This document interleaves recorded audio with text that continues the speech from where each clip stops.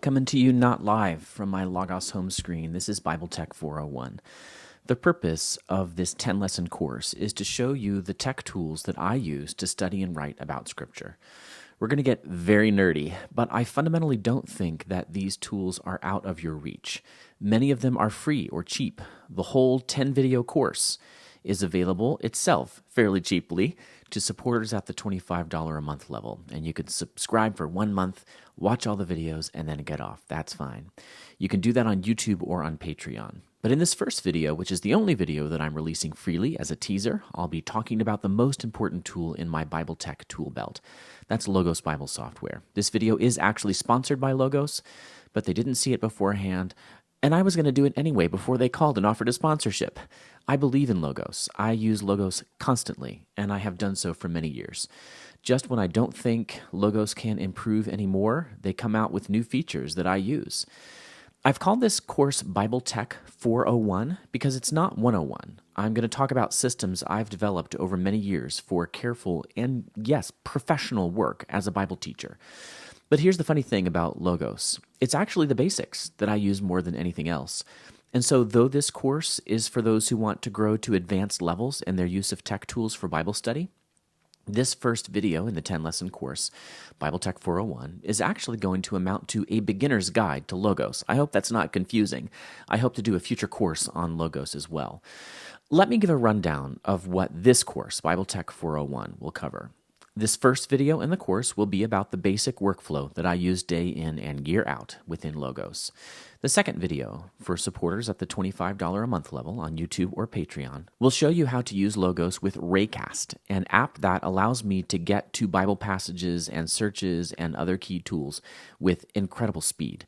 This one video, the one on Raycast and Logos, will be worth the price of the course, I promise, because I will also provide a suite of files that you can download so that Mac users, at least, can get started with my system right away. Raycast has revolutionized my use of Logos. I am gaga over this. I use it 100, 1,000 times a day. Raycast is a Mac app, but the principles that I discuss will be relevant to similar Windows apps. The third lesson will be about Raycast and how I use it to control my digital life. Fourth, lesson 4, will be about using several different simple apps to store bits of text briefly and bits of text for long-term use. I could never be a YouTuber without this system. Lesson 5 will show you how to use something else that I'm absolutely gaga over. It's called Markdown. Above all things, I want my computer to be fast. I always have. I want there to be no barrier between me and what I'm writing, except my own typing speed. Markdown is an easy-to-learn plain text format that I use for practically all my writing. I get so frustrated when I can't use it. Lesson 6 will take you through my favorite Markdown app, Obsidian, which happens to be free and massively extensible. There's a bunch of plugins for it. I cannot believe I did not get into Raycast and Obsidian sooner. Lesson 7 will help you learn the basics, which is pretty much all I know, of regular expressions or regex. I am not an expert, but even the simple tools that I know are unendingly useful for the writing and editing work that I do. If you work with text, you're going to want to know regex. Lesson 8 will show you how I use the Manage Search Engines feature in Google Chrome. I also do it in Raycast, but you can do it in Chrome. Watching other people use the internet, for me, is often a frustration because they waste so much time typing in URLs when they could instead use this powerful feature. Lesson 9 will talk you through one of the key AI tools that I use for video and audio editing, which are very useful skills in the social media world that we live in. I'll also reveal a secret about how I deliver scripted videos without memorization and without a teleprompter. I'll talk about some of the tech that I use to record videos. Lesson 10, the final lesson, will be a sort of honorable mentions list that will, yes, be Mac-oriented, but will still alert you to the kinds of things that you can look for in a Windows world. These lessons are going to vary in length according to the subject matter. That's just kind of the way it goes. I expect the very shortest ones to be 7 to 10 minutes long and the very longest ones to be no more than 25 minutes, probably more like 20. Although when I don't script, I tend to go a little longer, and I'm not going to script all these videos. I'm just going to have an outline. Okay, first lesson. Let's talk Logos. I'll talk a little bit, then I'll show a little bit.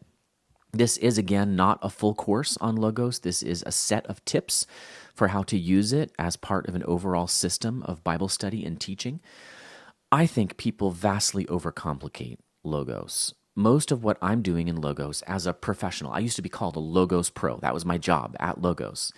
Most of what I do in Logos is simple, and I want to show it to you. I like to say that Logos is two things that divide into two sub-things. Logos is books, and Logos is tools to search those books. Here's my books. I can just click the library icon and see my books. I can easily search for any of the books that I have. This is the one I most recently opened, so here it is at the top. But if I want to look for authorized, the use and misuse of the King James Bible, I just type a title or an author or any other identifying information, and it's there, and I click on it, and I open it. That is much of what I'm doing in Logos day in and day out. Among the books that I have, there are two subcategories of books that are really worth naming at the broadest level. There are books that are organized by Bible reference, and there are books that are organized in some other way, just like paper books.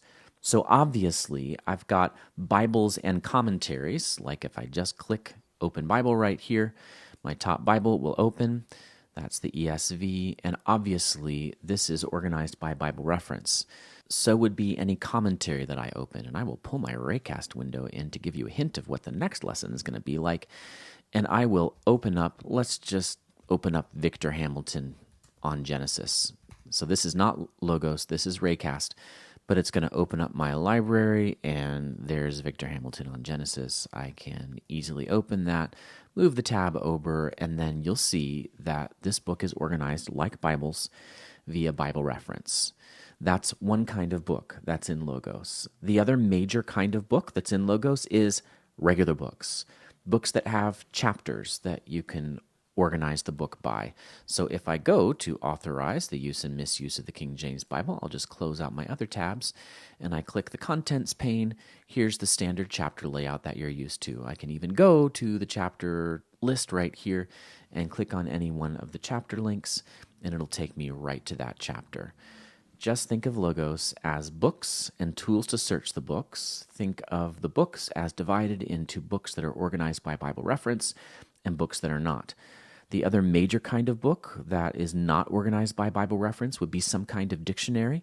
So if I use Raycast to open up Bauer, Donker, Arndt, and Gingrich, which is my main Greek-English lexicon, it is organized by headword, of course, because we're not dealing so much with, a layout of chapters. There's no chapters. We're not dealing with Bible reference, although Bible references are sprinkled everywhere throughout BDAG. Instead, just like a dictionary, we're organized by headword. The same would be true of encyclopedias and other reference-type works. So that's books, and I divided books into two categories. If Logos is books, and books divided into two subcategories, books and search tools to search those books, the search tools can also be divided into two categories. One would be search tools that search within an individual book. So I find myself frequently doing this. I look up a given word in Bauer, Dunker, Arndt, and Gingrich. That's a Greek word right there. But this would work with any book in Logos and tons of tools. And all I do is hit Command F or Control F, and a little search tool pops up, and I type in the reference of the passage I'm looking for, and it finds it just like in a Word doc. Or I can go to my search tab, and I can do the same thing. I could search for Ephesians and search the entire book, and it'll give me a rundown of all the search hits. It'll show me by sentence, paragraph, or article. In other words, I can search within the individual book. I can also search, however, and I'll close out all my tabs, I can search in my entire Logos library. I can certainly search a portion of it, like searching a given Bible or a number of Bibles, but let me just go to the book search, and if I search for Mark Ward KJV, I have no idea what I'll find. Oh, that's interesting. Okay, Bible Study Magazine. Well, that kind of makes sense in my own book, Authorized. A title I worked on when I was an editor at Lexham. The Lexham Survey of Theology is in there, but I'm not named. That's totally fine. Oh, I guess maybe I'm named as an editor, and so that's why it came up when I searched for Mark Ward and KJV.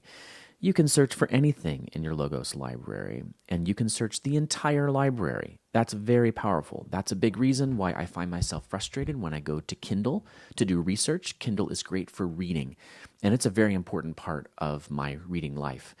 It's easier for me to read for long periods of time on an e-ink screen. That's what a Kindle has, rather than an LCD screen like an iPad, a phone, or a laptop, or like the screens I'm looking at here, my desktop computer screens. But when it comes to research in reference works, I can't on Kindle search all my books at once. In Logos, I can, or I can search an individual collection of those books. So, for example, if I want to search my books, I already have some collections laid out. John Frame, all. And I'll search for, let's say sufficiency, because he likes to talk about the sufficiency of Scripture. And here within John Frame's works, in a collection I've already established, I can search for that. So Logos has very powerful search tools that you can use to search individual books, which I'm doing frequently, and all your books or a portion of your books, which I'm doing regularly. It's really that simple. Logos is two things. It's books and it's tools to search those books. Logos's books are two things. They're books organized by Bible reference and books organized in some other way that you'll be used to from using paper books. Then Logos is search tools, and it's two kinds of search tools. It's search tools that search the individual book that you're in already, or that search all your books or a given portion of your books that you can choose. If you just get that much, you get the big picture of Logos, and you don't have to be so intimidated. If you can stop being intimidated by the potential complexity of Logos and just start seeing it as books and search tools, that will go a long way to helping you feel like you're getting your money's worth out of this app. Logos is not cheap. In fact, I recommend that you spend a fair bit of money in it so you'll get your money's worth out of it. And I admit that it's not cheap, but that's because good books are not cheap. You can go online and get public domain resources, and that's fine for many people. But those often 19th century books will end up frustrating you and letting you down. I'm not even saying they're bad. I'm saying that we need new books because new questions arise and because it's helpful to have roundups on old questions. I also just find it easier to read things that are written in my English, go figure. I go to my Logos books because I want answers, and I usually get them. I usually don't get them when I'm stuck with public domain resources. Now, this is all why I've partnered with Logos for this and 4 other recent videos on my channel, after which this partnership is done for now, as far as I know. Logos is offering a special discount to one of their new subscription packages. If you go to logos.com/wordonwords, you can get a free trial for 60 days via that link, and you help yourself and you help me. All the things that I'm doing in this video, you can do in any of the subscription packages. You'll just have a different set of books on your Logos bookshelves. But my basic workflow in Logos is mostly about opening Bibles, doing word studies, and then checking a few commentaries. You can do that in any version of Logos. I go from scripture to word studies to the passage guide to open those commentaries. I'm not even searching my whole library that often. It's regular but not frequent. Let me show you then the basic workflow that I use in Logos. I do start with an English Bible. Why wouldn't I? I speak English. And if I just click my little Bible icon here, that automatically opens my top Bible. I am in the most recent version of the software, and I do have the Mac subscription, which I need to say Logos has kindly given to me for now. But I will say very honestly that I would strongly consider getting it because I really like the AI tools that I actually won't discuss in this video. But I just want to let you know that's what I'm doing myself, okay? So here I am in a passage that actually I'm here because I was just looking up a memory verse for my son. Do not lay up for yourselves treasures on earth where moth and rust destroy and thieves break in and steal. Let's say I'm interested in that word heaven. Lay up for yourselves treasures in heaven. Underneath the surface of the English text, Logos has made all kinds of interesting little connections for me. Let me shrink my face down so that you can see those connections a little better. Okay, I've got my screen arranged now. In this menu that I get by right-clicking, I can see a bunch of stuff that's actually underneath the surface of the English text, a bunch of tagging that's been done through the connection between the Greek and the English that Logos employees sat down and carefully made some years ago. I can see, for example, it knows I'm in Matthew 6:20.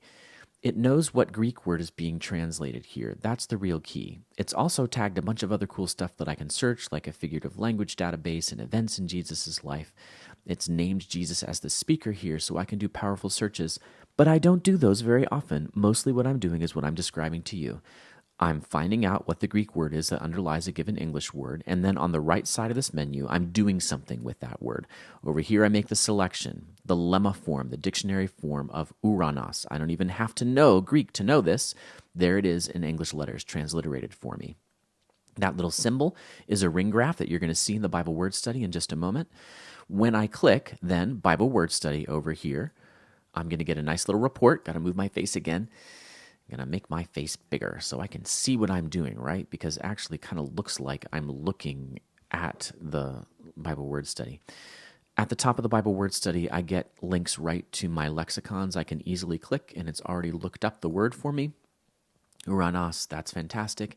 But normally what I'm doing is actually just looking to see, how has my favorite translation, or whatever translation I'm using or studying, how has it translated this word? In this case, it has translated uranos, heaven or heavenly, 254 out of the 273 times in which this word occurs. It's also used air or sky or something else.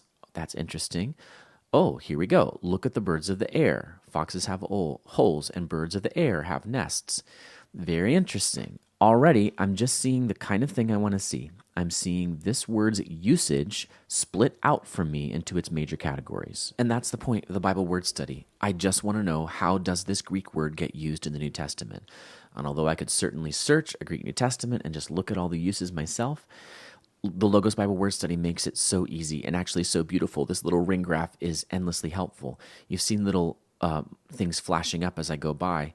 Now they're showing me with this little pop-up what other Greek words are translated with this English word heaven. That's fantastic. The next ring graph shows me how the Hebrew Bible and the Septuagint relate through this word. So what Hebrew words are translated with this Greek word? If that's beyond you, totally fine. But if that's something you know how to do, that's information that you can get help out of, there's no better way to get it than through Logos. Logos shows me what other words come from the root. And because of syntagmatic and paradigmatic relations that Moises Silva taught me in Biblical Words and Their Meaning, I know to look to try to situate the word uranos among other options that are similar. Also, I will use lemma and passage to see how do given commentaries discuss this word. That can be super helpful. And then I can run searches in various what are called corpora, that is bodies of literature, like Josephus, like Philo, like, in this case, the Dead Sea Scrolls. Very interesting. I didn't think there was any Greek in it. I guess there's some Greek, but there's no New Testament Greek. I think that's what it is. The pseudepigrapha as well, and certainly I can just search the Septuagint with a click. That is all the standard information that I need, all laid out for me beautifully with nicely chosen fonts as well, which matters a lot to me. And that's the Bible word study. I'm doing it constantly. What's the next phase in my study? The next phase in my study is usually to go to a commentary. And here's how I do it. I use Raycast. I type OPG for Open Passage Guide, and I'll type Matthew 6:19. And then within Logos, I get a passage guide. I'll show it to you here.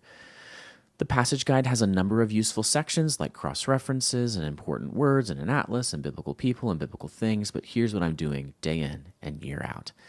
I'm checking out the commentaries. I've already got these prioritized via my library.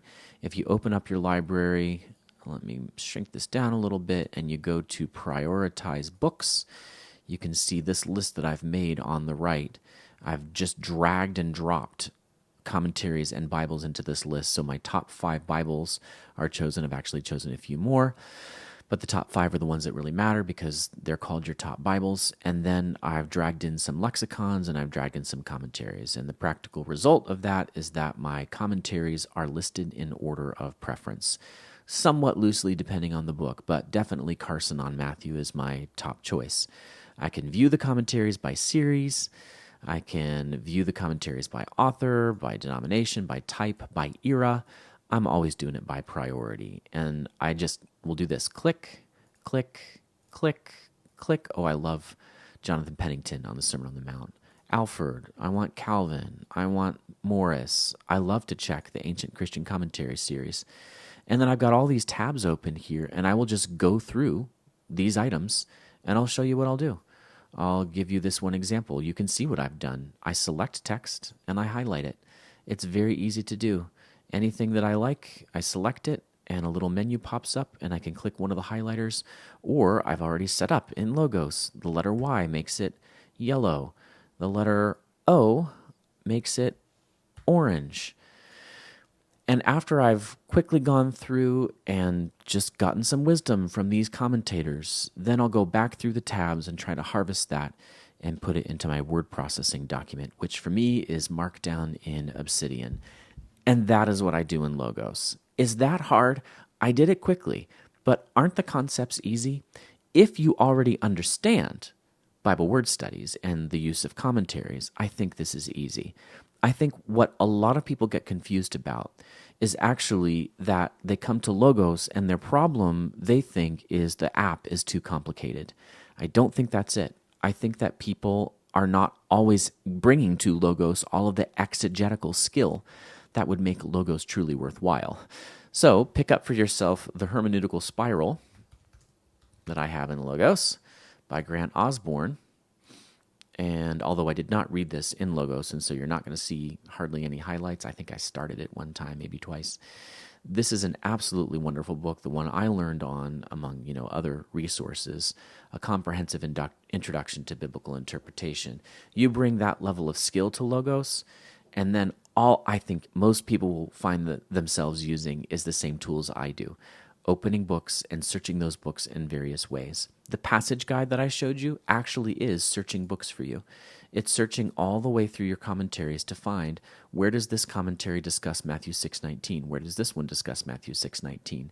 And whereas in the past I'd be lucky to check 2 or 3 commentaries when I had paper ones, now with Logos I'm checking up to a dozen, at least 5 anytime that I do any study, often 10. I would say 10 is about my norm, and then I can go up to 60 if I want for some special academic purpose. I've done papers where I've done that. If you can get the basic workflow down, that you're going to read the English text, through it you're going to get to the Greek or Hebrew text, and you're going to do word studies on that Greek or Hebrew text, then you're going to move to commentaries through the passage guide. That will more than repay you in whatever you shelled out to get Logos. And that was the first lesson of BibleTech 401, trying to introduce to you my, advanced system of Bible study and teaching, how I organize my BibleTech life. But I couldn't, in all honesty, show you all of the advanced tools of Logos and make it part of my BibleTech 401 class because I don't use those tools very often. I'm glad they're there when I need them. I can transliterate a bunch of Hebrew and Greek text at once if I want automatically. Hey, that's fantastic. But I don't do that very often. Instead, I'm doing the things that I've showed you. And if you'll just learn those things, then I think Logos will be very useful to you. A little reminder, logos.com/wordonwords, and you can get a free 60-day trial on one of their subscriptions. I highly, highly recommend it and would do so even if this video were not sponsored, which it is, thanks to Logos for that. Now, for those of you who do support me at the $25 a month level or above at YouTube or Patreon, my plan is to continue putting out one free video per week on my channel on Bible translation themes, so nobody's missing out on what I always used to do. But these courses are extra, and when you support me at that level, it helps me be able to make these courses. I am planning each week for the next 9 weeks, Lord willing. Maybe I'll have to take a break here and there because I'm doing a little travel to speak. I'm planning to put out a video each week for those subscribers, those supporters, in this BibleTech 401 course. And after that, we'll start on a new course. Not totally sure which one, but I've got some ideas coming. I've had the Lord give me some really great opportunities that I'm going to be announcing on the channel. I don't know when. I'm just really, really excited. Thanks to those of you who support me and those of you, honestly, who have prayed for me as I've made a transition from working full-time for others to serving the church on my own through web design and especially YouTube-type Bible teaching.